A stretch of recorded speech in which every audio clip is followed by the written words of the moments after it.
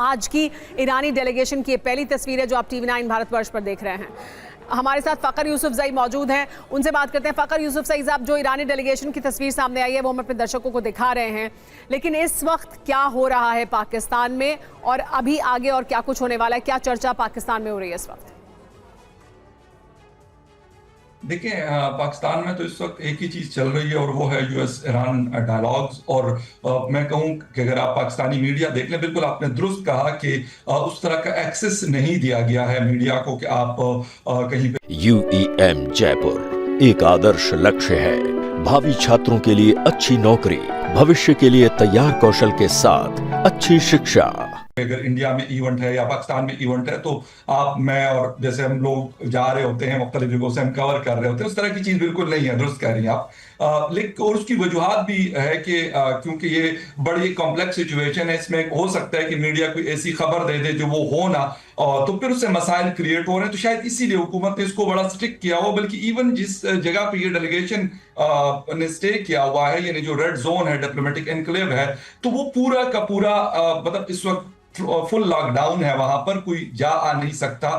सिर्फ वो लोग हैं जो उस डेलीगेशन में हैं या फिर डिप्लोमेट्स हैं उस एरिया के, या पाकिस्तान के जो ऑफिशियल्स हैं वो भी सिलेक्टेड लोग, मतलब उनको अलाउ किया जा रहा है। तो वो तो ये चीज हो रही है। इसके साथ साथ जहां तक बात है डायलॉग्स की, तो कोशिश ये हो रही है कि जिस तरह के दो पैनलिस्ट ने बातें की कि जी पाकिस्तान के लिए मुसीबत बन सकती है। देखिए, मैं कहता हूं कि इस वक्त ये ना होना, अगर ये मतलब फॉर एग्जांपल ये चीज खराब होती है, नहीं आगे बढ़ती, तो पूरी दुनिया के लिए इसके मतलब जो प्रॉब्लम्स है वो क्रिएट हो रही है। ये नहीं कि सिर्फ पाकिस्तान इफेक्ट हो रहा है, पाकिस्तान में भी बहुत ज्यादा लोगों को परेशानी उठानी पड़ रही है, पूरी दुनिया में लोगों को परेशानी। बिल्कुल सही कह रहे हैं फ़खर, आप बिल्कुल सही कह रहे हैं। इसे जीरो सम गेम की तरह नहीं देखना चाहिए हमें। अगर ये सफल होती है वार्ता, ये तो पूरी दुनिया के लिए अच्छी बात है, भारत के लिए अच्छी बात है, क्योंकि जो इस तरह का एनर्जी क्राइसिस दुनिया में पैदा हुआ है वो एक दुनिया के लिए बहुत चिंता की बात है। और अस्थिरता जिस तरह की पैदा हुई है खास तौर पर GCC कंट्रीज में, वो भी अपने आप में एक बड़ा सवाल है। लेकिन इजराइल फर्स्ट स्वीकार्य नहीं होगा। और पथिकृत, आप यही बात कर रहे थे कि इजराइल और ईरान में जब तक बात नहीं होगी तब तक शांति या लॉन्ग टर्म पीस जिसकी हम बात करते हैं वो नहीं आएगा इस इलाके में। वो अभी फिलहाल तो नहीं हो रही है सिचुएशन, लेकिन जब ईरान ये कह रहा है कि हमें अमेरिका फर्स्ट स्वीकार्य है, यानी JD वैंस से तो हमें उम्मीद है, उनसे हम बात कर रहे हैं, लेकिन विटकॉफ और जैरेड कुशनर से हमें नहीं उम्मीद है क्योंकि वो इजराइल का पक्ष रखेंगे। तो दरअसल क्या हासिल करना चाहता है ईरान इसके जरिए? नहीं, देखिए, अमेरिका फर्स्ट और इजराइल फर्स्ट में कुछ हद तक अंतर हो सकता है, लेकिन एक जगह जाके दोनों कन्वर्ज करता है। मतलब अमेरिका वही चाहता है जो इजराइल भी चाहता है कि ईरान के पास न्यूक्लियर हथियार ना हो। अमेरिका चाहता है कि, और ईरान भी ये चाहेगा कि हिजबुल्लाह को ईरान सपोर्ट ना करे, और अमेरिका भी ये चाहेगा कि स्ट्रेट ऑफ हॉर्मुज पूरा खोल दिया जाए और ईरान जो है तेल डॉलर में ही बेचे, कोई और करेंसी में ना बेचे। अमेरिका ये भी चाहेगा कि IRGC पूरा डिसमेंटल्ड हो जाए। इजराइल भी वही चाहेगा, इजराइल को वो खतरा है। अमेरिका ये भी चाहेगा कि जितने सारे न्यूक्लियर एनरिच्ड होके, यूरेनियम एनरिच्ड होके रखा है 450-500 किलोग्राम, वो दिया जाए, वापस किया जाए। इजराइल भी वही चाहेगा। तो अमेरिका फर्स्ट और इजराइल फर्स्ट में अंतर क्या है, मुझे ये समझ नहीं आ रहा है, क्योंकि ये बहुत इंपॉर्टेंट चीज समझना है कि यहाँ धोखा दोनों तरफ से हुआ है। अमेरिका ने अगर धोखा दिया है और बॉम्बिंग किया है जब बात चल रही थी, तो इतने सारे जो प्रॉक्सी है जो हर बार इजराइल को अटैक किया, जो अक्टूबर 2023 में जो अटैक किया, जो हमास इन्वॉल्व था, उसमें भी ईरान का प्रॉक्सी तो है ही वो।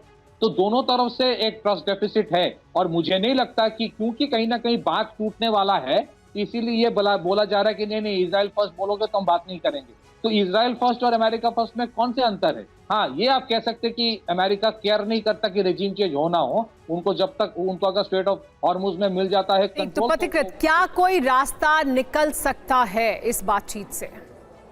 मैं वही बोल रहा हूँ कि रास्ता निकलना बहुत मुश्किल है। हो सकता है ये सीज फायर 14 दिन और के लिए आगे आ जाए, बढ़ जाए, अच्छी बात है। अगर रास्ता निकले बहुत अच्छी बात है, लेकिन सारे पक्ष जो है एक दूसरे से अड़े हैं, दैट इज वन। दूसरी चीज है, कोई भी नेगोशिएशन जंग तो इजराइल से चल रहा है ना, इजराइल से जंग चल रहा है। जितने सारे अटैक हुआ, पहला वेव ऑफ अटैक जो सुनने में आता है, पहला वेव ऑफ अटैक जहां पे उनके सुप्रीम कमांडर लीडर मारा गया, वो तो इजराइल ने किया था और अमेरिका को पता भी नहीं था शायद। शायद पता नहीं था। तो क्या इसमें इजराइल इन्वॉल्व नहीं है? बिना इजराइल के बात करोगे तो कैसे आगे बात करेगा? ये इट्स ऑलमोस्ट लाइक कि रशिया और यूक्रेन का युद्ध नहीं, चल रहा है। लेकिन पथिकृत, फिर वो तनाव तो ऐसा नहीं है कि कोई नया है। इजराइल और ईरान के बीच के संबंध कैसे हैं और उनके बीच का जो तनाव है वो कोई नई बात तो है नहीं, वो तो हमेशा से चला आ रहा है। और ईरान को लेकर जो जीसीसी कंट्रीज हैं उनका भी रुख यही है कि वो ना न्यूक्लियर वेपन रखे, वो ना मजबूत हो, और इजराइल का भी यही रुख है। तो वो तो नहीं बदल रहा है, वो तो नहीं बदलेगा, लेकिन फिलहाल के लिए शांति स्थापित हो और ये युद्ध की जो स्थिति है वो खत्म हो, क्या वो हासिल किया जा सकता है। एक और बड़ी खबर बता देते हैं, अमेरिका ईरान वार्ता के बीच तेहरान से एक और बड़ी खबर आ रही है। ईरान की सेना को तैयार रहने के लिए कहा गया है। अमेरिका पर अविश्वास के बीच सेना को तैयार रहने के लिए कहा गया है। ईरानी फौज ने कहा है कि हमारी उंगलियां ट्रिगर पर हैं। तो ईरान की तरफ से भी इस तरह का रुख सामने रखा जा रहा है जैसा अमेरिका कह रहा है। अमेरिका और ईरान वार्ता को लेकर एक और बड़ी खबर है।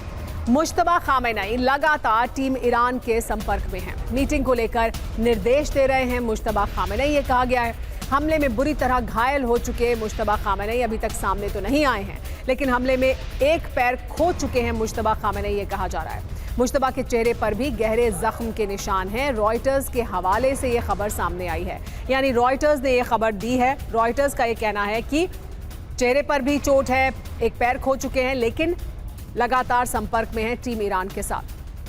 लेकिन हमारी नज़र भी बनी हुई है लगातार इस्लामाबाद टॉक्स को लेकर। इस्लामाबाद में जो वार्ता चल रही है उसको लेकर ये बातचीत होती है या नहीं, और होती है तो क्या नतीजा निकल कर आता है। थोड़ी देर में अमेरिका और ईरान के बीच वार्ता शुरू होने वाली है। जल्दी से आपको हम ये बता देते हैं कि अब तक क्या क्या हुआ है। ईरान अमेरिका में बात अब तक क्या क्या हुई है जान लीजिए। शहबाज शरीफ से मुलाकात हुई है ईरानी प्रतिनिधिमंडल की। पीएम ऑफिस में मुलाकात हुई है ईरानी प्रतिनिधिमंडल की। वार्ता में अमेरिका पर विश्वास नहीं है, ये कहा है अब्बास अरागची ने, विदेश मंत्री ने ईरान के। अमेरिका शुरू से ही धोखा देता आया है, ये ईरान का पक्ष है। कुशना और विटकॉफ मतलब इजराइल फर्स्ट, ये कहा है ईरान ने। और ईरान ने यह भी कहा है कि जेडी वैंस का मतलब है अमेरिका फर्स्ट, यानी वो अमेरिका की बात करेंगे। ईरान की 2 शर्तों पर अमेरिका की सहमति भी बनी है, इस तरह की जानकारी सामने आ रही है। लेबनान पर हमले नहीं होंगे और संपत्ति ईरान की जो फ्रीज थी उसे डी फ्रीज किया जाएगा। पीएम ऑफिस या सेरेना होटल या रावलपिंडी एयरबेस पर वार्ता मुमकिन है। वार्ता पर मुश्तबा ईरान से लगातार निर्देश दे रहे हैं, ये जानकारी भी सामने आ रही है। आप सभी मेहमानों का बहुत बहुत शुक्रिया हमारे साथ फिलहाल इस चर्चा में जुड़ने के लिए, लेकिन हमारी नजर बनी हुई है लगातार इस्लामाबाद में हो रही इस वार्ता पर।